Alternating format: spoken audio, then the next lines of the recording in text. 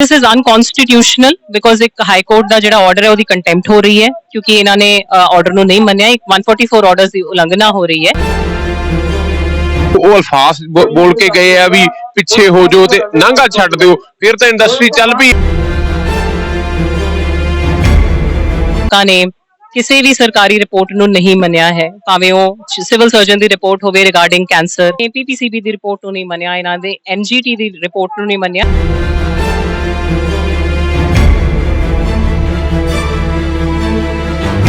ਸਾਡੇ ਵਾਸਤੇ ਉਹਨਾਂ ਨੇ ਕੀ ਕੀਤਾ ਸੀ, ਇਹਨਾਂ ਨੂੰ ਇਹ ਸਵਾਲ ਪੁੱਛਦੇ ਆ। ਮੈਨਿੰਗ ਦਾ ਪਰਚਾ ਕੋਈ ਇਹਨਾਂ ਵੱਲੋਂ ਨਹੀਂ ਹੋਇਆ, ਕੋਈ ਇਹਨਾਂ ਦੇ ਅੱਜ ਤੱਕ ਕਾਰਵਾਈ ਨਹੀਂ ਹੋਈ।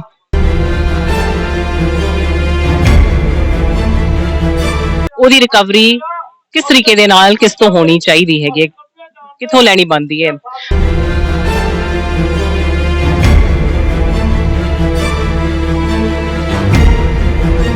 डिप्टी कमिश्नर फिरोजपुर कदे नहीं चाहांगी कि इत्थे दे पिंड दे कुछ लोग सफर करन, ते यही सुनेहा मैं लेके आई सी कि पीसफुली अपना धरना चक्कन। बट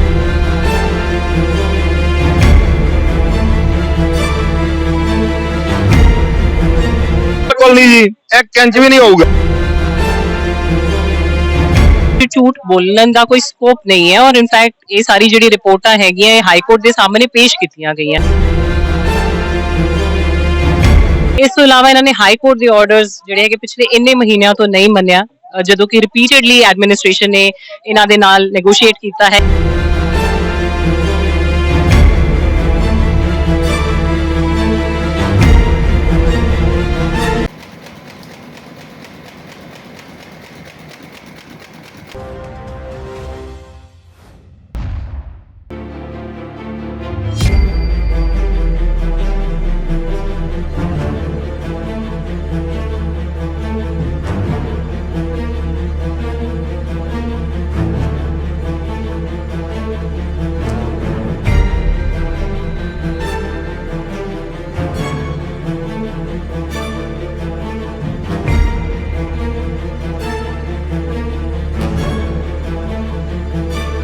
इस वक्त असीं खड़े आ जीरा दी शराब फैक्ट्री कोल, जिथे अज प्रशासन पहुंचा है।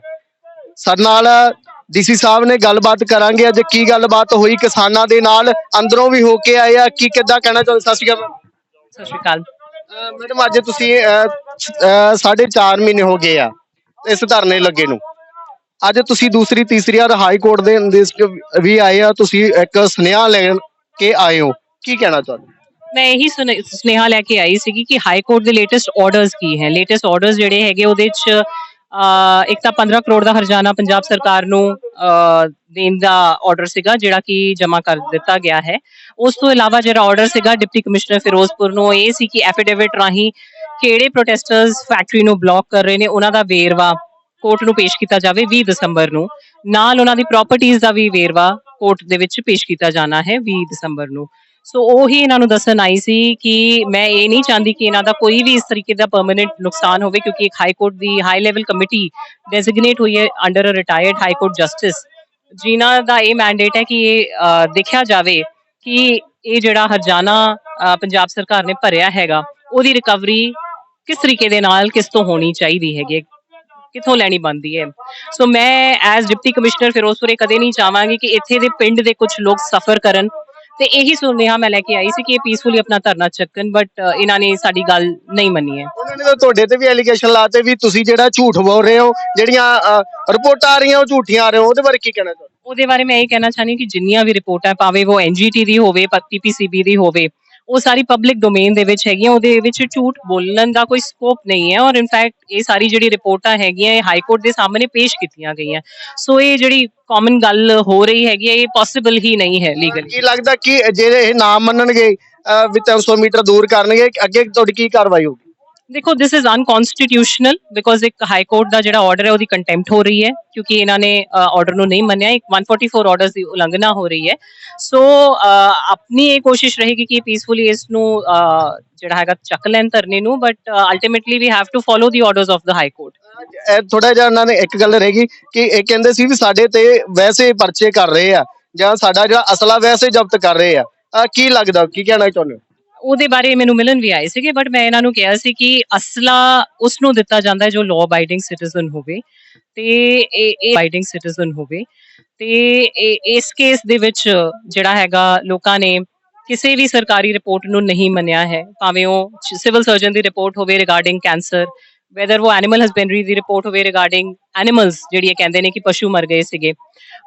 ਇਹਨਾਂ ਨੇ ਪੀਪੀਸੀਬੀ ਦੀ ਰਿਪੋਰਟ ਨੂੰ ਨਹੀਂ ਮੰਨਿਆ, ਇਹਨਾਂ ਦੇ ਐਨਜੀਟੀ ਦੀ ਰਿਪੋਰਟ ਨੂੰ ਨਹੀਂ ਮੰਨਿਆ। NGT itself is a tribunal, it is a court in itself. ਇਸ ਤੋਂ ਇਲਾਵਾ ਇਹਨਾਂ ਨੇ ਹਾਈ ਕੋਰਟ ਦੇ ਆਰਡਰਸ ਜਿਹੜੇ ਹੈਗੇ ਪਿਛਲੇ ਇੰਨੇ ਮਹੀਨਿਆਂ ਤੋਂ ਨਹੀਂ ਮੰਨਿਆ, ਜਦੋਂ ਕਿ ਰਿਪੀਟਡਲੀ ਐਡਮਿਨਿਸਟ੍ਰੇਸ਼ਨ ਨੇ ਇਹਨਾਂ ਦੇ ਨਾਲ ਨੈਗੋਸ਼ੀਏਟ ਕੀਤਾ ਹੈ ਕਿ ਇਸ ਆਰਡਰ ਨੂੰ ਮੰਨਿਆ ਜਾਵੇ। ਇਹਨਾਂ ਨੇ 144 ਦੇ ਆਰਡਰਸ ਨੂੰ ਨਹੀਂ ਮੰਨਿਆ। ਸੋ ਅਸਲਾ ਸਿਰਫ ਉਸ ਨੂੰ ਦਿੱਤਾ ਜਾਂਦਾ ਹੈ ਜਿਹੜਾ ਲਾਅ ਅਬਾਈਡਿੰਗ ਸਿਟੀਜ਼ਨ ਹੋਵੇ, ਜਿਹੜੇ ਲਾਅ ਨੂੰ ਨਾ ਮੰਨ ਰਿਹਾ ਹੋਵੇ, ਕਾਨੂੰਨ ਦੀ ਉਲੰਘਣਾ ਕਰ ਰਿਹਾ ਹੋਵੇ, ਉਹਨੂੰ ਅਸਲਾ ਦੇਣਾ ਨਹੀਂ ਬਣਦਾ। ਇਹ ਸੀ ਸਰਨਾ ਡੀਸੀ ਮੈਡਮ। ਕੀ ਲੋਕਾਂ ਦੀ ਕੀ ਰਿਹਾ, ਲੋਕ ਦੇਖਣਗੇ ਤੇ ਤੁਸੀਂ ਵੇਖਦੇ ਰਹੋ, ਦੇਖਦੇ ਰਹੋ। ਮੋਰਚੇ ਦੇ ਅਸੀਂ ਆਗੂਆਂ ਨਾਲ ਵੀ ਗੱਲ ਕਰਾਂਗੇ ਕਿ ਅੱਜ ਇਹਨਾਂ ਨੂੰ ਫੈਸਲਾ ਕਿੱਦਾਂ ਦਾ ਲੱਗਿਆ। ਡੀਸੀ ਸਾਹਿਬ ਆਏ ਸੀ ਤੇ ਹੋਰ ਉੱਚ ਅਧਿਕਾਰੀ ਆਏ ਸੀ। ਸਤਿ ਸ਼੍ਰੀ ਅਕਾਲ। ਸਤਿ ਸ੍ਰੀ ਅਕਾਲ ਜੀ। ਅੱਜ ਡੀਸੀ ਸਾਹਿਬ ਤੁਹਾਡੇ ਕੋਲੇ ਆਏ ਸੀਗੇ ਤੇ ਕੀ ਗੱਲਬਾਤ ਹੋਈ ਤੁਹਾਡੀ? ਡੀਸੀ ਸਾਹਿਬ ਵੀ ਕਾਰਪੋਰੇਟ ਘਰਾਣੇ ਦੀ ਮਤਲਬ ਮਲਹੋਤਰੇ ਦੀ ਮਦਦ ਕਰ ਰਹੇ ਆ।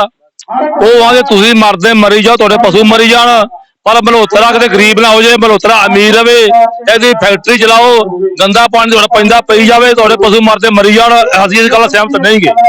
ਗੱਲਬਾਤ ਕਰਾਂਗੇ ਹੋਰ ਵੀ ਨੌਜਵਾਨ। ਤੁਸੀਂ ਵੀ ਮੋਰਚੇ ਦੇ ਵਿੱਚ ਅੱਗੇ ਲੱਗ ਕੇ ਕੰਮ ਕਰ ਰਹੇ ਹੋ। ਬਿਲਕੁਲ ਸਰ। ਕੀ ਲੱਗਿਆ ਕਿ ਤੁਹਾਨੂੰ ਅੱਜ ਇਹ ਜਿਹੜੀ ਚੀਜ਼ ਆ, ਅੱਜ ਕੋਰਟ ਦਾ ਫੈਸਲਾ ਮੰਨਣਾ ਚਾਹੀਦਾ? ਸਰ ਦੇਖੋ, ਪਹਿਲੀ ਗੱਲ, ਅਸੀਂ ਹਾਈ ਕੋਰਟ ਦਾ ਕੋਈ ਰੂਲ ਨਹੀਂ ਬ੍ਰੇਕ ਕੀਤਾਗਾ। ਹਾਈ ਕੋਰਟ ਸਾਡੇ ਲਈ ਸਤਿਕਾਰਯੋਗ ਆ, ਅਸੀਂ ਉਹਦੀ ਆਗਿਆ ਕਰਦੇ ਆ ਜੀ, ਠੀਕ ਹੈ। ਦੂਸਰੀ ਗੱਲ, ਜੋ ਡੀਸੀ ਮੈਡਮ ਕਹਿ ਕੇ ਗਏ ਆ, ਜੋ ਉਹ ਅਲਫਾਜ਼ ਬੋਲ ਕੇ ਗਏ ਆ ਵੀ ਪਿੱਛੇ ਹੋ ਜਾਓ ਤੇ ਨਾਂਗਾ ਛੱਡ ਦਿਓ, ਫਿਰ ਤਾਂ ਇੰਡਸਟਰੀ ਚੱਲ ਪਈ। ਇਹ ਫਿਰ ਰਹਿ ਕੀ ਗਿਆ? ਫਿਰ ਇੱਥੇ ਮੋਰਚੇ ਤੇ ਬੈਠਣ ਦਾ ਫਾਇਦਾ ਕੀ ਆ? ਨਾਲੇ ਸੈਕਿੰਡ ਥਿੰਗ, ਜਿਹੜਾ ਉਹ ਫੈਸਲਾ ਹੈਗਾ ਹਾਈ ਕੋਰਟ ਦਾ, ਉਹ ਸਿੰਗਲ ਜੱਜ ਦਾ ਫੈਸਲਾ, ਸਿੰਗਲ ਬੈਂਚ ਦਾ ਫੈਸਲਾ, ਨਾਟ ਕਿ ਡਬਲ ਬੈਂਚ ਦਾ ਫੈਸਲਾ। ਕਿਉਂਕਿ ਹਾਈ ਕੋਰਟ ਦੇ ਵਿੱਚ ਜਿਹੜੀ ਫਾਈਨਲ ਬੈਂਚ ਹੁੰਦੀ ਹੈ, ਡਬਲ ਬੈਂਚ ਦੀ ਜੱਜਾਂ ਦੀ ਬੈਂਚ ਹੁੰਦੀ ਆ। ਅਸੀਂ ਉਹਨੂੰ ਚੈਲੰਜ ਕਰਤਾ, ਅਸੀਂ ਉਹਨੂੰ ਚੈਲੰਜ ਹਾਈ ਕੋਰਟ 'ਚ ਕਰਤਾ ਜੀ। ਸਾਡਾ ਪ੍ਰੋਸੈਸ ਸਟਾਰਟ ਹੋ ਗਿਆ ਜੀ, ਉਹਦੀ ਅਸੀਂ RLA ਪਾਤੀ ਆ ਹਾਈ ਕੋਰਟ ਦੇ ਵਿੱਚ। ਕੀ ਲੱਗਦਾ ਕਿ ਧਰਨਾ ਜਿਹੜਾ 300 ਫੁੱਟ ਦੂਰ ਹੋਊਗਾ ਕਿ ਨਹੀਂ ਹੋਊਗਾ? ਬਿਲਕੁਲ ਨਹੀਂ ਜੀ, 1 ਇੰਚ ਵੀ ਨਹੀਂ ਹੋਊਗਾ। ਕੋਰਟ ਦਾ ਫੈਸਲਾ ਤੁਸੀਂ ਨਹੀਂ ਮੰਨਦੇ? ਕੋਰਟ ਦਾ ਫੈਸਲਾ, ਅਸੀਂ ਕੋਰਟ ਦੀ ਗੱਲ ਅਲੱਗ ਆ ਜੀ, ਪਰ ਜਦੋਂ ਸਾਡੇ ਨਾਲ ਧੱਕਾ ਹੋ ਰਿਹਾ ਬਹੁਤ ਜ਼ਿਆਦਾ, ਜਿਹੜੇ ਅੱਜ ਸਾਡੇ ਕੋਲ ਡੀਸੀ ਮੈਡਮ ਆਏ ਆ, ਉਹਨਾਂ ਨੇ ਕੀ ਕੀਤਾ ਸਾਡੇ ਵਾਸਤੇ? ਉਹਨਾਂ ਨੇ ਕੀ ਕੀਤਾ? ਅਸੀਂ ਇਹਨਾਂ ਨੂੰ ਇਹ ਸਵਾਲ ਪੁੱਛਦੇ ਆ। ਮੈਨਿੰਗ ਦਾ ਪਰਚਾ ਕੋਈ ਇਹਨਾਂ ਮਲਹੋਤਰੇ ਤੇ ਨਹੀਂ ਹੋਇਆ, ਕੋਈ ਇਹਨਾਂ ਦੇ ਅੱਜ ਤੱਕ ਕਾਰਵਾਈ ਨਹੀਂ ਹੋਈ। ਕਿਉਂ? ਅਸੀਂ ਦੱਸੋ ਜੀ, ਡੀਸੀ ਮੈਡਮ ਸਾਨੂੰ ਆ ਕੇ ਦਬਕੇ ਮਾਰਦੇ ਆ, ਕਹਿੰਦੇ ਆ ਜੀ ਤੁਹਾਡੀਆਂ ਜ਼ਮੀਨਾਂ ਉਥੇ ਕੋਰਟ ਨੇ ਮੰਗਾ ਲੀਆਂ, ਸਾਨੂੰ ਮੰਗਾ। ਅਸੀਂ ਕਹਿੰਦੇ ਜੋ ਮਰਜ਼ੀ ਮੰਗਾ ਲਓ, ਸਾਨੂੰ ਸਾਰਾ ਕੁਝ ਮਨਜ਼ੂਰ ਆ, ਮੌਤ ਤੋਂ ਬਾਅਦ ਤਾਂ ਕੁਝ ਨਹੀਂ ਹੈਗਾ। ਅਸੀਂ ਮਰਨ ਵਾਸਤੇ ਵੀ ਤਿਆਰ ਆ, ਪਰ ਫੈਕਟਰੀ ਨਹੀਂ ਚੱਲਣ ਦਿੰਦੇ, ਚਾਹੇ ਕੁਛ ਹੋ ਜੇ। ਜ਼ਮੀਨਾਂ ਦਾ ਸਾਨੂੰ ਧਮਕੀ ਦੇਈ ਜਾਣ, ਜ਼ਮੀਨਾਂ ਸਾਡੀਆਂ ਲੈ ਜਾਣ, ਕੁਝ ਲੈ ਜਾਣ, ਪਰ ਅਸੀਂ ਇਹ ਫੈਕਟਰੀ ਨਹੀਂ ਚੱਲਣ ਦਿੰਦੇ।